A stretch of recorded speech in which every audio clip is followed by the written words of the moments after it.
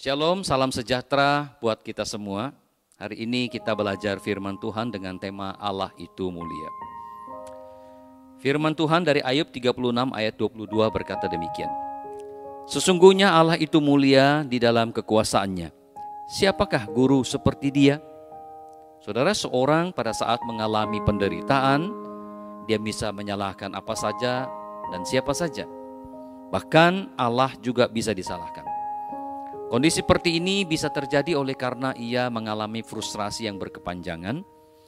Ditambah lagi orang-orang tidak mengerti dia dan tidak ada teman yang berpihak kepada dia. Kondisi seperti inilah yang dialami oleh Ayub.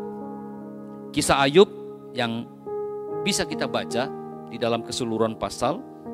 Secara khusus di dalam pasal pertama kita menemukan bahwa Ayub itu adalah orang yang jujur. Ia takut akan Allah dan menjauhi kejahatan. Namun saudara, kita melihat bagaimana belakangan Ayub mengalami banyak penderitaan. Di dalam ayat 15 tercatat orang-orang Seba menyerang dan merampas ternak Ayub. Ayat 16, api telah menyambar dari langit dan membakar serta memakan habis kambing domba Ayub. Ayat 17, orang-orang Kasdim menyerbu unta-unta dan merampasinya. Ayat 19, angin ribut bertiup, merubahkan rumah anak Ayub. Rumah itu menimpa anak-anak Ayub sehingga mereka mati semua.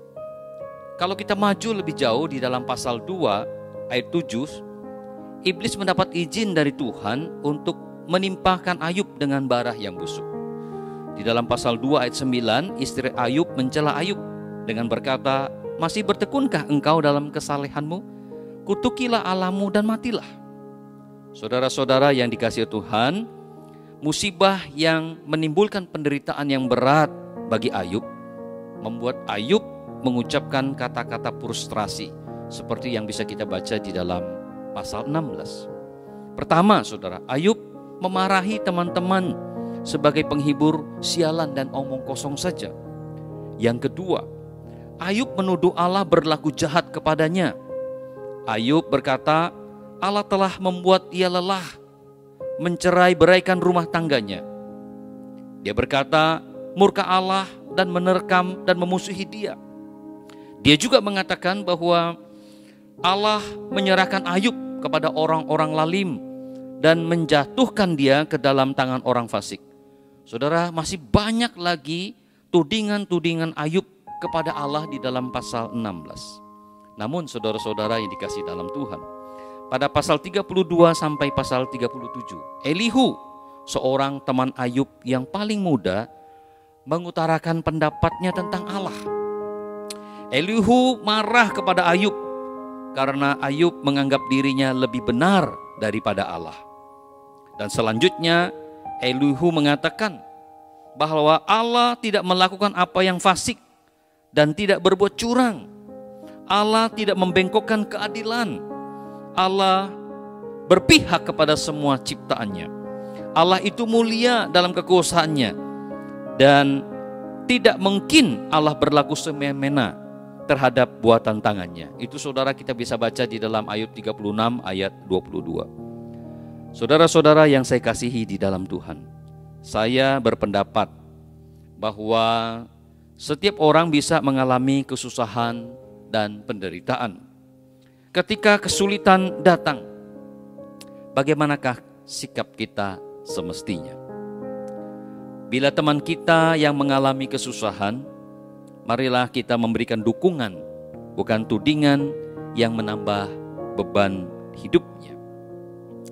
Bila kita yang mengalami kesusahan, jangan menyalahkan diri, jangan menyalahkan sesama, tetapi tenangkan diri dan koreksi diri.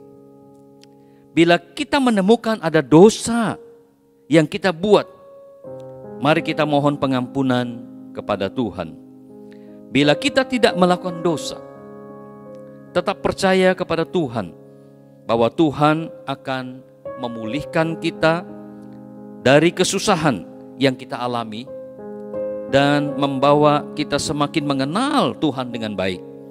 Seperti kata Ayub, hanya dari kata orang saja aku mendengar tentang engkau.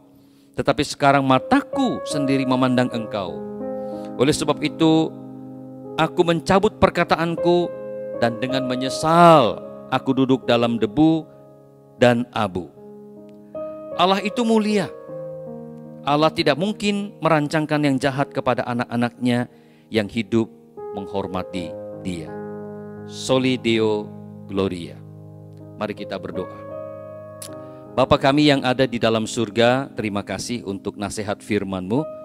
Dan semoga kami, ya Tuhan, ketika kami mengalami sesaat penderitaan, ajari kami untuk tidak cepat-cepat menghakimi siapa saja, termasuk menghakimi Engkau, ya Tuhan.